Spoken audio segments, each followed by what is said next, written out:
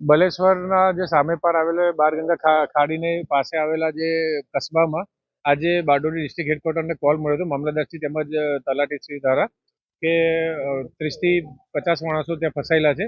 તેઓનું સંયુક્ત રીતે બારડોલી ફાયરની ટીમે આખું રેસ્ક્યુ કર્યું છે. સૌથી પહેલું રેસ્ક્યુ અમે જે ગર્ભવતી સ્ત્રીઓ તેમજ બાળકો અને વૃદ્ધો એનું રેસ્ક્યુ કર્યું હતું. ત્યારબાદ જે સ્થાનિકોનો જે હતો રેસ્ક્યુ કરેલું હતું. હાલ જે ખાડીમાં આશરે 15 થી 20 ફૂટ જેવું પાણી સ્થાનિકોનું કહેવા મુજબ હતું. હાલ જે રેસ્ક્યુ કર્યા છે તેના શેલ્ટર હાઉસ છે નજીકના, એમાં તેઓને શિફ્ટ કરવામાં આવેલ.